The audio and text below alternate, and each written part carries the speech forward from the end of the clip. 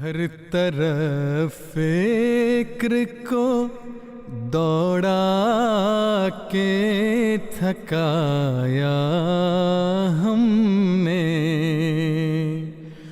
कोई दीदी ने मोहम्मद सा न पाया हमने।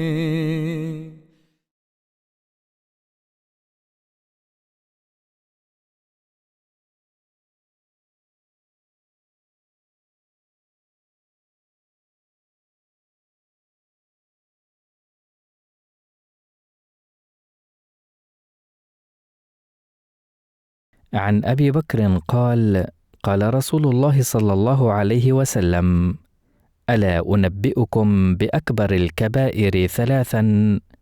قالوا: بلى يا رسول الله. قال: الإشراك بالله، وعقوق الوالدين. وجلس وكان متكئا فقال: ألا وقول الزور.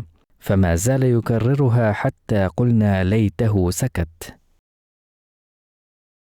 Abu Bakr Siddiq, qu'Allah soit satisfait de lui, rapporte que le saint prophète, que la paix et les bénédictions d'Allah soient sur lui, a déclaré: Ne devrais-je pas vous informer des 3 grands péchés?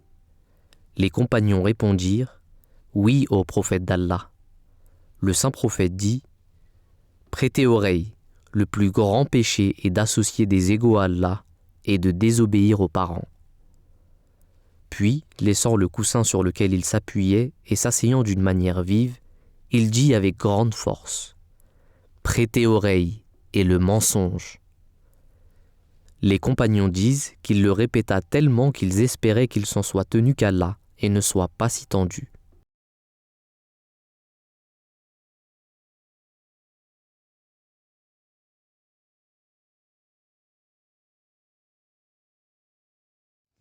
Assalamu alaikum wa rahmatullahi wa barakatuhu, chers téléspectateurs et téléspectatrices. Merci de nous retrouver une nouvelle fois pour l'émission Lumière sur Hadith. Vous le savez, une émission consacrée à l'étude du Hadith. Comme support, nous avons, comme précédemment, 40 Gems of Beauty, c'est-à-dire les 40 perles de beauté, écrit par Hazrat Mirza Bashir Ahmed, radiallahu anhu, qui n'est autre qu'un des fils du Messie premier, alayhi salam, Hazrat Mirza Ghulam Ahmed, alayhi salam. Pour cette analyse et continuer avec le hadith qui a été vu précédemment et que vous avez pu lire, nous recevons notre frère Ousmane Touré Saheb. Ousmane Saheb, salam alaikum. Donc le sujet, comme vous l'avez entendu, nous parle de 3 éléments importants qui sont repris dans un hadith du prophète Mohammed sallallahu alayhi wa sallam, à savoir l'association de partenaires à Dieu, la désobéissance aux parents et le non-respect dû à leur rang, et le mensonge. Est-ce que vous pouvez nous parler de le premier d'entre eux qui est catégorisé ici comme étant le plus grave des péchés? Monsieur Ousmane Sam. Comme disait là pour cette parole, c'est que déjà, le premier point qui est donné concernant l'association, associer des partenaires à Dieu, comme vous l'avez vu, c'est le parfait opposé de ce qu'est l'islam. Les racines de l'islam, la base de l'islam, c'est le tawhid. Le tawhid, c'est l'unicité de Dieu, le monothéisme pur, ne rien ajouter à Dieu. Or, pour pouvoir comprendre ce qu'est le monothéisme, on a besoin aussi d'avoir des illustrations, des conseils qui nous sont donnés par le fondateur, le salam. Et dans ce hadith, il cite en premier lieu, parmi les grands péchés qu'il a cités dans ce hadith, car d'autres versions du hadith donnent aussi d'autres points encore plus élargis, mais il met en premier lieu le shirk, le fait d'associer des partenaires à Dieu. Qu'est-ce que l'association? Qu'est-ce que le shirk en islam? Il faut le comprendre comme étant toute association à Dieu, toute chose que nous avons comme en considération pour objet d'adoration ou de considération ou aide ou soutien, égal à Dieu ou supérieur à Dieu, na'uzubillah, est considéré en islam comme le shirk. Il y a différents degrés de shirk. Il y a le shirk qui est caché, apparent. Il y a le shirk qu'on appelle asghar, petit, le shirk akbar qui est le grand shirk. Mais il faut comprendre que toute forme de shirk est une chose qui amène à la perdition de la personne si elle ne réforme pas, ne change pas cette chose, cette association. Nous avons les shirks les plus apparents, c'est qu'une personne prenne un être humain ou une chose qu'il a créée de ses propres mains, notamment des statuettes ou des représentations, et qui se met à adorer ces représentations. Bon, ça, ce sont des shirks, des associations apparentes et des grandes qui sont visibles par tous. Il suffit simplement d'avoir un minimum de réflexion pour voir que ça ne sonne pas juste de prendre une chose qu'on a taillée de ses propres mains, qu'on a fabriquée en usine, on la met sur son armoire ou dans sa chambre, et tous les soirs on s'agenouille devant ou on prie cette chose. C'est du shirk. Okay. Mais il y a aussi cette forme de shirk qui est qu'une personne peut croire en Dieu l'unique, Allah, et dire qu'il est monothéiste, comme on dit les trois grandes religions monothéistes, c'est ce qu'on dit, tout en étant dans une religion considérée comme étant une religion monothéiste, nous allons invoquer un être qui n'est pas Dieu. Et nous allons l'investir de la divinité, avec toutes les propriétés de la divinité. Et là, ça rentre dans le cas du shirk. Lorsqu'une personne, à beau être dans la religion musulmane, se met à invoquer autre qu'Allah, c'est du shirk. En islam, vous le remarquerez, on ne prie pas le saint prophète Mohammed sallallahu alayhi wa sallam. Aucun musulman au monde ne fait une telle chose. Car nous savons que c'est un être humain choisi par Dieu comme prophète, ayant eu la révélation de Dieu, le message de Dieu, le livre divin, mais il ne parle que selon ce que Dieu lui a commandé de dire. Il ne fait rien de lui-même. Il ne dit rien de lui-même. Il est le représentant de Dieu sur terre. Il n'est ni fils, ni quoi que ce soit dans l'association avec Dieu, mais il n'est qu'un serviteur de Dieu. C'est pourquoi, en tant que musulmans, nous n'adorons pas le prophète et nous n'invoquons pas le prophète non plus. Dans les doigts en arabe, les invocations que les musulmans ont fait, que ce soit pour manger, pour dormir, aller aux toilettes, sortir de la maison, sortir des toilettes, pour toutes choses que nous faisons des invocations. Et dans ces invocations, jamais nous avons vu une invocation qui fait appel au prophète Mohammed sallallahu alayhi wa sallam. Nous implorons le Dieu de Mohammed sallallahu alayhi wa sallam. Nous demandons à Dieu de nous accorder, d'exaucer les prières qu'il a accordées pour le prophète sallallahu alayhi wa sallam. Ok ? Le Coran, c'est pareil. La Kaaba, c'est pareil. Ils ne sont en aucun cas des objets d'adoration. Jamais un musulman ne se procède devant le Coran. Non. Quant à la Kaaba, comme certaines critiques qu'on voit fleurir sur Internet commencent à dire que les musulmans adorent la Kaaba, il n'y a jamais eu objet d'adoration pour la Kaaba. Elle est un point d'orientation. Tout comme avant que le Saint ne se tourne vers la Kaaba, on se tournait vers Jérusalem. Donc Jérusalem ou la Kaaba sont des symboles pour l'islam afin de montrer l'unité des musulmans qui se tournent tous vers un même point afin de montrer l'unité de la communauté musulmane. Dans l'esprit de chaque musulman, effectivement, quand il se tient debout en prière, il n'a jamais en tête la Kaaba en tant que telle, mais toujours l'adoration de son Seigneur. Tout à fait. Voilà, exactement. Et c'est ça que d'ailleurs, quand on fait la prière, on dit après le takbir ou avant le takbir, selon la manière de faire, on dit wajjahtu wajhiya lillazi fatara as-samawati wal arda hanifan wa ma ana minal mushrikin. Wa ma ana minal mushrikin. En plus. Je ne suis pas de ceux qui associent à Dieu. Wajjahtu wajhiya lillazi fatara as-samawati wal arda. J'ai tourné mon visage vers celui qui a créé les cieux et la terre. Hanifan étant unitarien, wa ma ana minal mushrikin. Étant toujours incliné vers lui, je ne suis pas de ceux qui lui associent des partenaires. Donc dès qu'on commence à prier, la première chose, c'est ça, avant même de commencer,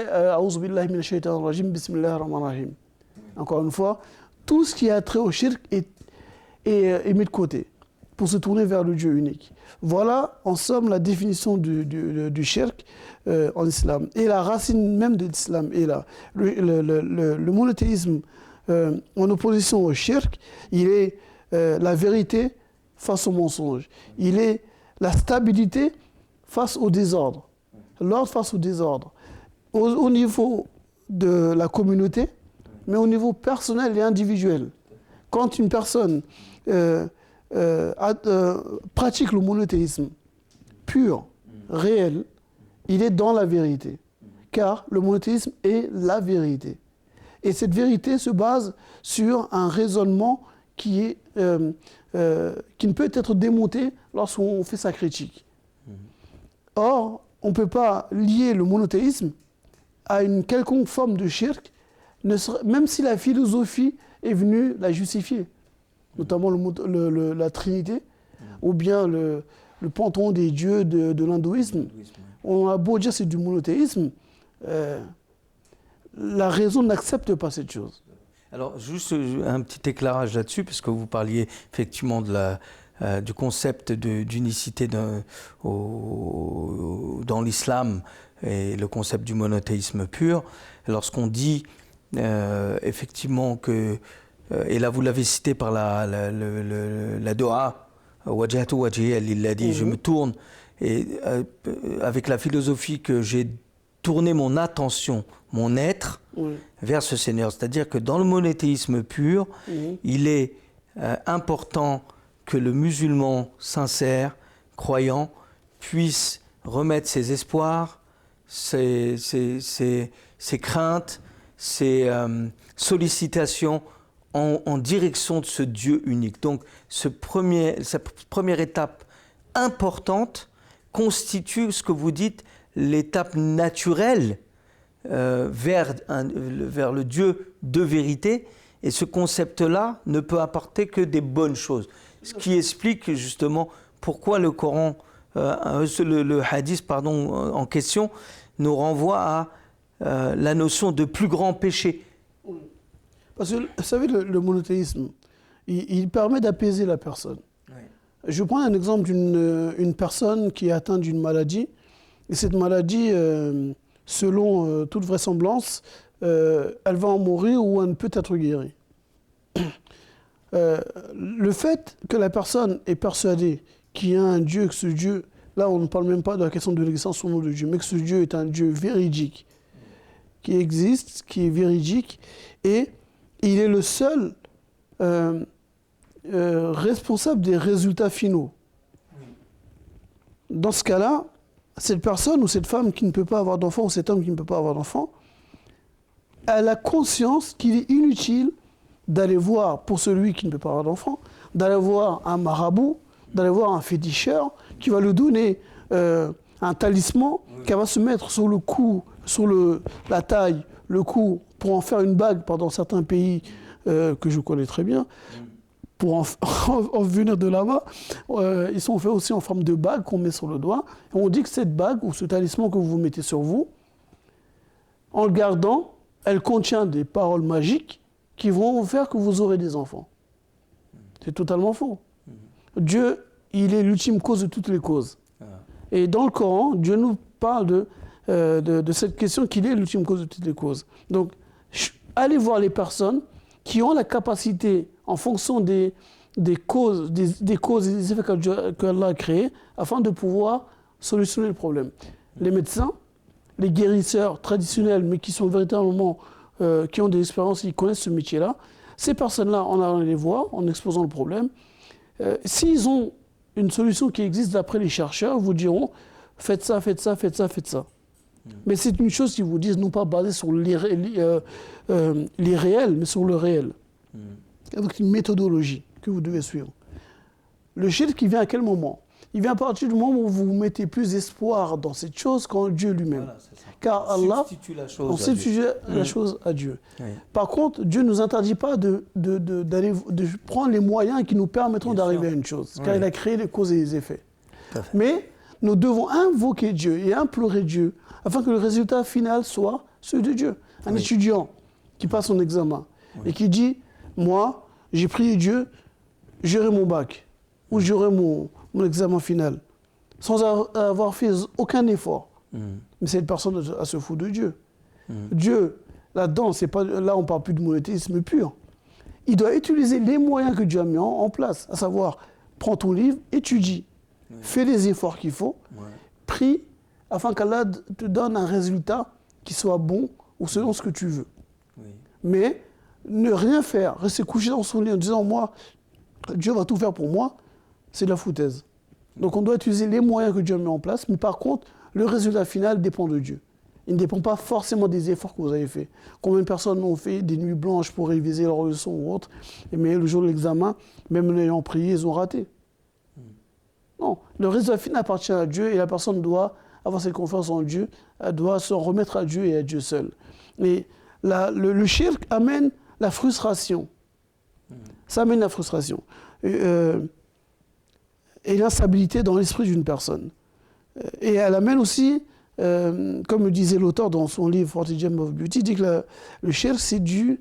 quel terme il avait utilisé? La rébellion. C'est la rébellion. La trahison. La trahison. Trahison et rébellion. Ouais. Trahison, puisque vous dites croire en un Dieu unique, qui est le seul créateur des causes et des effets, et vous dites que vous placez votre confiance en ce Dieu.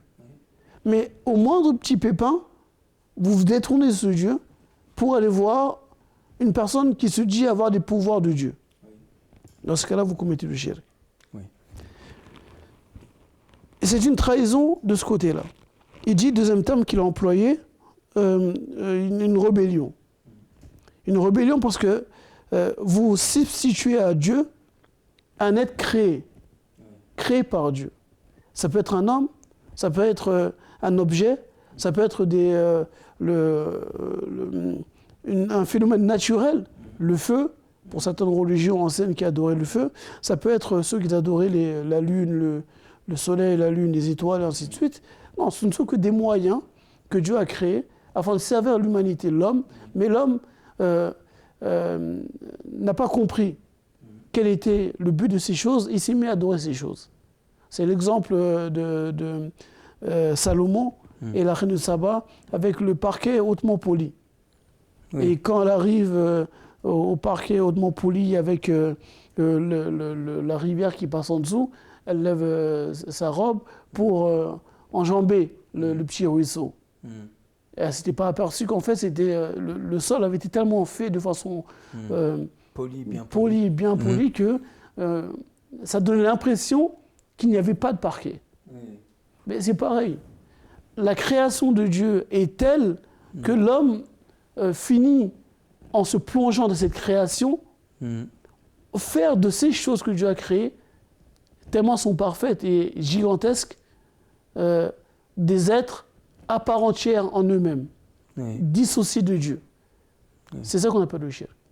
Et dans la vie de tous les jours, le shirk, ça va être, à notre époque aujourd'hui, surtout notre époque, surtout la nôtre, c'est l'argent. L'argent, c'est un Dieu. Domine tout. Qui domine tout. L'argent crée des guerres, l'argent change des présidents, crée des guerres civiles, l'argent permet... l'argent, elle est partout et elle fait tout aujourd'hui. L'argent permet à la loi de ne pas appliquer la loi, au-dedans de la loi de ne pas appliquer la loi sur une personne qui possède l'argent. Donc l'argent est devenu un dieu. Des gens se suicident pour l'argent. Les gens tuent pour l'argent. Les gens trahissent pour l'argent.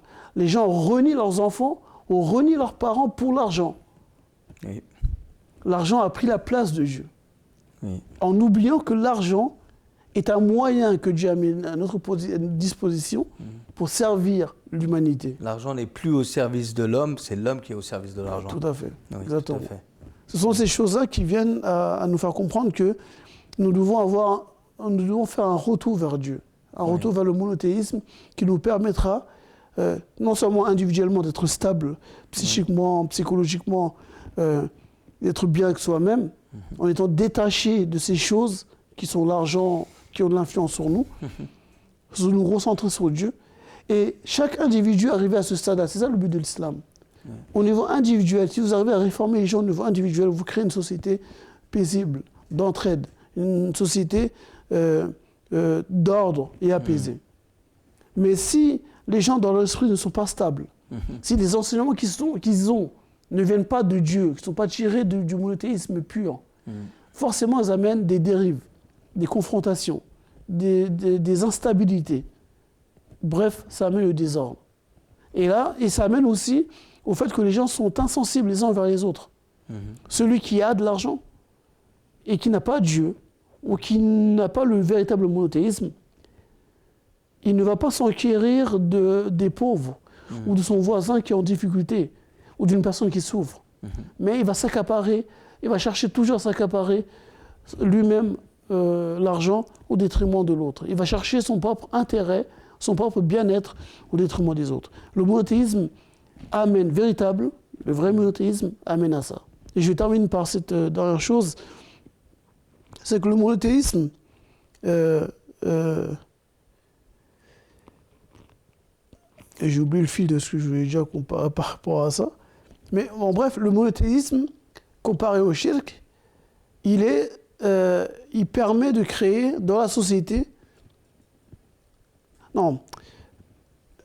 Le monothéisme comparé au shirk, une religion, une idéologie, une philosophie basée sur le monothéisme, une religion, une philosophie basée sur le shirk, ont deux effets différents. Tout à fait. La religion, la philosophie, l'idéologie basée sur le monothéisme, elle fermera toutes les portes qui peuvent amener au shirk et à l'injustice, au mensonge. Par contre, ce qui est basé sur le shirk, l'association, des partenaires à Dieu. Comme il est basé sur une fausseté, comme, un faux Dieu, un mythe. Comme il est basé sur exactement un mensonge, un mythe, une chose qui n'est pas réelle. Oui. Elle amène une instabilité au niveau psychologique. Et voilà, des réactions irrationnelles qui vont amener à des applications dans la vie de tous les jours, on le voit même sur certaines questions, extrêmement catastrophiques parce qu'elles amènent une fausseté aussi. Tout à fait, elles amènent une fausseté. Oui. Et à un moment donné, elles amènent même une incohérence totale dans les enseignements. Oui. Vous allez avoir dans une telle idéologie des choses réelles et véridiques qui tombent sous le sens, d'autres choses qui ne tombent pas du tout sous le sens et qui n'ont rien à voir avec la vérité, la raison, la logique, la foi, mais qui ne sont qu'une pure fabrication. Et quand l'homme arrive à méditer sur ces choses-là, il voit des contradictions dedans. Mais comme sa foi est basée sur cette chose, qui elle-même est basée sur le shirk de l'association, ben, ayant peur de perdre sa foi, il n'utilise plus sa raison pour essayer de comprendre ce texte. Il est embourbé et coincé dans ça. Bon, on a ce sujet est très vaste, mais c'est vraiment très important. Il y a le deuxième sujet où le prophète sallallahu alayhi wa sallam nous parle du deuxième grand péché, à savoir la désobéissance envers les parents. Qu'est-ce qu'on peut dire là-dessus, Ousmane Sab?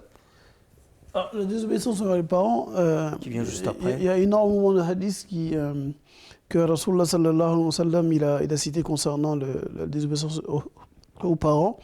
On voit une graduation. La graduation, elle est que l'association est à bannir.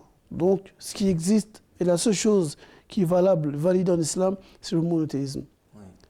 Après la question de Dieu, l'adoration de Dieu, la fidélité à Dieu, l'obéissance à Dieu, vient l'obéissance aux parents. Tout à fait. Et la désobéissance aux parents amène, comme Dieu le dit dans ce hadith, c'est un péché capital, c'est la désobéissance à Dieu. Ce qui veut dire que les bases même de la manière dont la société doit être éduquée est posée ici. Si on veut une société qui demain soit une société stable, où il n'y a pas de désordre, éduquée, disciplinée, la chose commence à la maison. Oui. L'éducation des enfants, la relation entre parents et enfants. Et l'éducation, l'inculquer aux enfants, quel est le bienfait d'être toujours en accord avec les parents, même si on peut avoir sa propre opinion arriver à un moment donné, c'est possible. Mais l'islam met une emphase dessus. La seule chose, seul moment où il est permis d'être en désaccord avec les parents, c'est lorsqu'ils nous demandent de faire une chose qui va à l'encontre de ce que Dieu a commandé. Mais dans le reste, les parents peuvent être des alcooliques, ils peuvent être des athées, alors que nous sommes croyants, ou autres. Tous nous devons les servir. Nous devons être obéissants envers eux. Nous devons les soutenir, les aider jusqu'à ce que Dieu les rappelle à lui. Mais nous n'avons pas le droit de nous opposer à eux frontalement. Nous n'avons pas le droit de désobéir. D'ailleurs, la relation qui unit un enfant à sa mère, en arabe, on appelle rahm, de 3 lettres, trinitaires, ra, ha et mim, tiré qui est la racine de Rahman et Rahim. Il y a plusieurs hadiths qui viennent citer ce que je dis là, c'est que lorsque Dieu a créé l'homme, le cordon ombilical, la relation familiale est venue se plaindre à Dieu de peur que les hommes coupent ce lien familial. Et Dieu dit que celui qui coupe ce lien avec ses parents, il a coupé son lien avec Dieu. C'est ce que dit le prophète sallallahu alayhi wa sallam lorsqu'il dit que le déplaisir de Dieu, le déplaisir des parents est le déplaisir de Dieu, et le plaisir des parents est le plaisir de Dieu. Tout à fait, exactement. Oui. Donc c'est un enseignement de base qui permet à chacun de savoir où il se situe. Et le respect mutuel dans la société commence d'abord par l'inculcation de ces enseignements de base à la maison. Un enfant qui n'obéit pas à ses parents, qui est toujours en désaccord avec eux, qui est toujours en confrontation avec eux. Qu'est-ce que vous attendez d'une telle personne dans la société civile, en contact avec d'autres personnes, qui n'ont aucun lien de sang même avec elle, qui ne sont pas ceux qui l'ont mis au monde. De même que ses parents, ils les clashent, entre guillemets, il va clasher toute personne à l'extérieur. Oui, parce que la base même du respect minimum de ses parents, qui semble être naturel, elle est faussée et elle est amplifiée. On voit bien aussi le rapport intergénérationnel aujourd'hui. On parle de crise de l'adolescence pour certains, de crise d'identité pour les jeunes, etc. Et on voit de plus en plus, malheureusement, dans cette société moderne et occidentale, surtout occidentale, mais pas que, hein, parce que même ça a tendance à se généraliser, où on voit effectivement la tendance de plus en plus marquée, et pas simplement dans les milieux populaires, ça c'est une mauvaise conception des choses, où on voit se banaliser, je dirais, un comportement de rejet et d'irrespect vis-à-vis des parents, des enfants. C'est-à-dire, on entend même des choses extrêmement graves, où ça va jusqu'à même des insultes, des manques de respect, des menaces, et même certaines fois des coups. Donc si effectivement, comme vous le disiez, on a ce rapport qui est faussé et que la balance n'est pas rétablie pour un équilibre relationnel à la base, qui est de bannir l'association, mais juste après respecter les parents et les servir, alors effectivement, ce que lèguent les générations, ce qu'on lègue pour les générations après, c'est une génération qui sera une cause de désordre pour la société et d'inversion des valeurs. C'est pour ça que le prophète sallallahu alayhi wa sallam, il disait que viendra un temps, et c'est un des signes de la fin des temps, où la servante enfantera sa maîtresse. C'est ça. Tout à fait. Ouais. Et cet enseignement est tellement important en islam, la question des parents, du respect envers les parents, de l'obéissance envers les parents, de servir les parents, de ne pas lever la voix. Et ça, c'est malheureux de voir que aujourd'hui, dans les nations, dans nos nations, on voit que c'est de moins en moins respecté par les jeunes. Le fait de répondre aux parents. Et répondre aux parents, déjà, des gens diront oui, mais bon, répondre, c'est pas mauvais. Mais ça amène à quoi? Ça amène à ce que la personne élève la voix plus haut que la voix des parents. Et ça finit par créer des conflits qui peuvent aller, comme vous l'avez dit, jusqu'aux mains, parce que le parent n'est plus respecté dans son autorité et l'enfant le défie tout le temps. Et jusqu'à ce qu'à un moment donné, on arrive à venir aux mains. Donc, ce n'est pas une chose qui est fréquente dans nos nations, mais malheureusement, dans nos nations, on commence à le voir. Je parle de nos nations musulmanes. Oui. Parce que dans les nations non musulmanes, c'est fréquent, une telle chose. Ça passe même à la télé, on le voit fréquemment, ce genre de choses. C'est un problème qui est endémique dans ces nations-là, mais dans les nations musulmanes, ce n'est pas une chose qui est répandue, mais on commence à le voir. Il y a un verset coranique qui vient mettre le cachet et authentifier tout ça, où Allah nous dit dans le chapitre 7, verset 23, où d'Allah le Grand miséricordieux, et ton Seigneur a décrété, n'adorez que lui. Encore une fois, il commence par le shirk. Voilà, c'est ça. N'adorez que lui. Et marquez de la bonté envers les pères et mères, les parents, walidain, envers les parents. Et si l'un d'eux ou tous deux doivent atteindre la vieillesse auprès de toi, alors ne leur dis point ouf.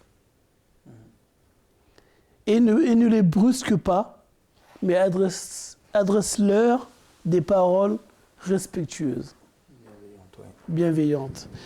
Ça, c'est un enseignement qui est dans 5 ans, qui n'est pas caché. Donc, quand on est un véritable monothéiste, qui adore ce véritable Dieu, et qui obéit, comme Allah dit dans un autre verset plus loin, « Ati'u Allah wa ati'u Rasul » obéir à Allah et obéir à son messager. Suivre sans les désobéir de bon cœur. Nous n'irons pas contre leur enseignement. Parce que tout ce que Rasulullah nous a enseigné, c'est Allah qui l'a enseigné dans le Saint-Coran ou par des hadiths qudsi révélés ou par des paroles directement qu'Allah lui a révélées par le biais de Jibril ou autre, en songe ou autre. Et qui lui a inculqué par son comportement, par sa fitra, sa nature même au Prophète sallam, qui nous sert d'exemple aussi bien dans sa sunna que dans ses paroles. Oui, peut-être pour finir, vous citez le saint prophète sallallahu alayhi wa sallam, on voit bien que même dans son exemple, lui, il a fait montre non seulement à sa mère biologique, mais comme elle est morte dans sa très tendre enfance, oui. Il l'a montré à sa mère nourricière, qui est pour lui, qui était sa mère à part entière. Et il y a l'incident que tout le monde connaît dans la littérature islamique, où le prophète sallallahu alayhi wa sallam, voyant sa mère nourricière, l'appelle Ummi Ummi, ma mère, et par miséricorde et bienveillance, il a étendu son pagne large sur le sol et il a demandé à sa mère de venir s'installer. Ça montre aussi le deuxième aspect qui est très important dans le comportement que doit avoir un enfant ou même une personne vis-à-vis de ses parents, et en particulier de la mère, parce que c'est de la mère qu'il s'agit ici, mais c'est général, c'est qu'on doit toujours les servir et que c'est dans la juste nature des choses, parce que cet enseignement va se perpétuer et va amener justement à apaiser la société où on va respecter les anciens et on va respecter aussi, si on reste dans ce cadre-là, les gens qui ont un certain âge, alors qu'on voit aujourd'hui dans la société contemporaine que même les jeunes n'ont même plus de respect pour les étrangers qui sont plus âgés qu'eux. Donc, et ça vient du fait qu'ils n'ont même plus de respect par leurs parents. Comme vous l'avez cité tout à l'heure, c'est que les parents n'ont plus comment dire, on leur donne plus ce respect naturel, ce respect qui est dû et qui est dans le véritable ordre des choses, et comme socle à la stabilité et à la cohésion dans la société. Et ça, c'est quelque chose sur lequel on doit refaire un travail d'éducation chez soi, dans la cellule familiale, et inculquer à nos enfants pour qu'ils le perpétuent aux générations qui... C'est le travail des parents de l'inculquer, c'est le travail de ceux à qui Allah a donné la charge, à savoir les représentants du dogme islamique, à savoir les imams, les représentants de la religion qui doivent être un exemple pour ça. Et il ne faut pas oublier que le prophète sallam, dans Bukhari, a cité 2 hadiths. Dans le premier, il dit il a conditionné l'entrée du paradis à l'obéissance aux parents. Et il dit dans un hadith, il dit n'entrera pas au paradis ceux qui désobéissent à ses parents. Donc nous devons faire attention à ça. Et il y a un autre hadith dans Bukhari aussi où il dit qu'il soit humilié à 3 reprises, il a dit. Qu'il soit humilié, celui qui a eu l'opportunité d'avoir des parents âgés et malgré cela n'entre pas au paradis. C'est la personne la plus malchanceuse. On finit par cette parole qui a une implication extrêmement importante. Je vous remercie de nous avoir suivis. Je vous rappelle que vous pouvez nous soumettre vos commentaires ou questions à hadith@mtafrance.tv. Je vous retrouve ainsi que le frère Ousmane Saab pour une prochaine émission. Jazakumullah ahsan al-jaza. Assalamu alaikum wa rahmatullahi wa barakatuh.